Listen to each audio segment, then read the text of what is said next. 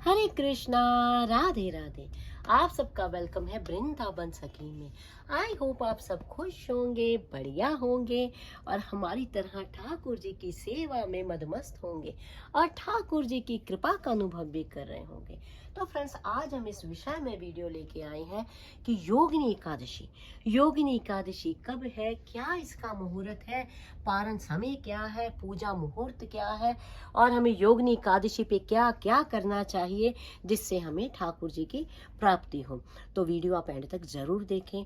तो फ्रेंड्स, जैसे कि आप लोग जानते हैं कि आषाढ़ मास चल रहा है और आषाढ़ मास के कृष्ण पक्ष की एकादशी को कहा जाता है योगिनी एकादशी।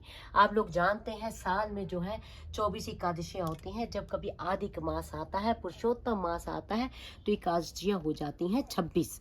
और सौभाग्यपूर्वक इस बार अधिक मास भी आने वाला है, उसके ऊपर हम वीडियो बाद में लाएंगे। तो आज बात करेंगे योगिनी एकादशी की।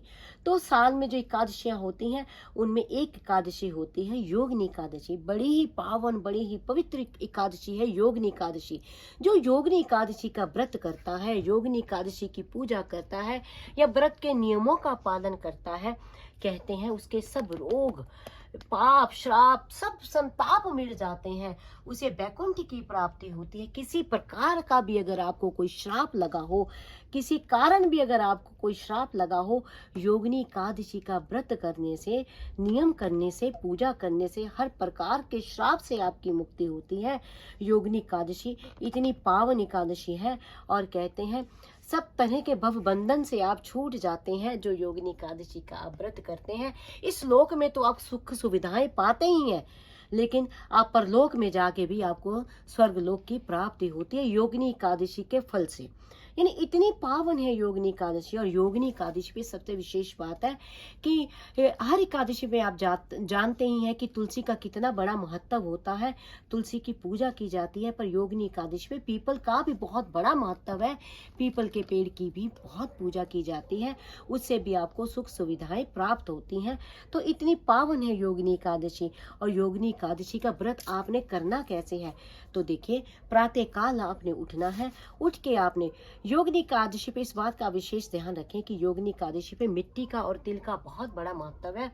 आप हो सके तो, अगर कर सके तो मिट्टी का लेप कीजिए, फिर स्नान कीजिए, या तिल का लेप कीजिए, तिल की पेस्ट बना लीजिए, उसका लेप कीजिए, फिर उसके बाद स्नान कीजिए। और दहलीज की सफाई करके, दहलीज का मैंने पहले भी आपको कई बार बताया है कि प्रातःकाल उठ के आपने दहलीज के ऊपर पानी गिराना है। एक लोटा इधर, एक लोटा उधर। अगर तो आप किसी फ्लैट में रहते तो थोड़ा थोड़ा जल गिरा दीजिए। अगर आप घर में रहते हैं, आपका मकान है, तो आप एक बाल्टी भी भर के दहलीज पे आप गिरा सकते हैं। जो आपका मुख्य द्वार है उसके ऊपर आप घर की सफाई कर सकते हैं।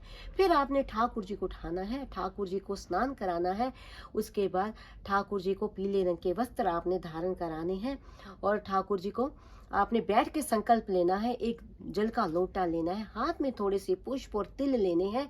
तिल लेके आपने संकल्प लेना है कि ठाकुर जी, मैं इस प्रकार योगिनी एकादशी का व्रत करूंगा या करूंगी, ये कह के जल में आपने वो पुष्प छोड़ देने हैं। बाद में वो जल आपने सूर्य देव को अर्पित कर देना है जल का। तो इस प्रकार आपने योगिनी एकादशी की जो है पूजा। और योगिनी एकादशी है कब? वैसे तो जो एकादशी है वो 13 तारीख यानी 13 जून को ही सुबह 9:28 पे शुरू हो जाएगी और 14 जून की सुबह 8:48 पे समाप्त हो जाएगी। पर उद्यात तिथि के अनुसार जो योगिनी एकादशी का व्रत है वो 14 तारीख को ही रखा जाएगा। और जो उसका पारण समय है वो है 15 जून सुबह 5:59 से लेकर 8:52 पर रहेगा। और जो पूजा का मुहूर्त है, एकादशी की पूजा का मुहूर्त है, वो है सुबह 8:23 और 10:21 पे। तो इस प्रकार आपने जो इन व्रत में, इस नियम से आप जो मैंने मुहूर्त बताया है, आप उस प्रकार पूजा कर सकते हैं। पूजा भी आपने किस प्रकार करनी है, एक लकड़ी की चौकी लेनी है, उसके ऊपर एक साफ सुथरी लेनी है, ये नहीं आपकी यूज करी हुई ना हो, साफ सुथरी लकड़ी की चौकी लेनी है। उसके ऊपर पीले रंग का वस्त्र आपने बिछाना है। आपके घर में अगर भगवान लक्ष्मी नारायण की मूर्ति हो तो सबसे बढ़िया, अगर नहीं है तो शालीग्राम जी हो या गोपाल जी हो तो उनको वहाँ पे विराजमान करना है। पीले रंग के उनको वस्त्र धारण करा के उनकी आपने हल्दी का तिलक लगाना है उनको, और पीला ही भोग उनको अर्पण करना है आपने। तो इस प्रकार आपने पूजा करनी है और महात्म का पाठ करना है आपने। और दशमी से ही चावल निषेध होते हैं, दशमी से ही आप चावल ना खाएं और व्रत आप करें। और इस व्रत पे अगर हो सके तो आप जल और फल का ही आप भोजन लें। अगर आपको ज़्यादा ही कोई दिक्कत है, हेल्थ इश्यूज है, तो आप सिंघाड़े का आटा, कुट्टू का आटा और आलू इत्यादि मेवे भी आप खा सकते हैं, फल तो आप खा ही सकते हैं। और किसी निर्धन व्यक्ति को आप जो है फल, जल, अनाज, कपड़े, जूते और छाते का दान करने से आपको शुभ फल प्राप्ति होगी। और जो पारण करना है मैंने आपको बताया ही है। द्वादशी आएगी, द्वादशी पे आपने चावल का कोई सा भी भोग बनाना है। जो मुहूर्त मैंने आपको बताया उस मुहूर्त में आपने ठाकुर जी को भी भोग लगाना है। किसी ब्राह्मण या किसी निर्धन व्यक्ति को उसका आपने भोजन कराना है या दान देना। उसके बाद ठाकुर जी से ही आपने जो प्रसाद भोग लगाया है उसको खा के जो आपने एकादशी के व्रत का पारण करना है। तो आई होप आपको पता लग गया होगा कि जो योगिनी एकादशी है इसका व्रत हमें किस प्रकार करना चाहिए, क्या मुहूर्त है, क्या विधि है। अगर फिर भी आपके मन में कोई प्रश्न, क्वेश्चन, क्वेरी हो तो मुझे आप कमेंट बॉक्स में लिखिए।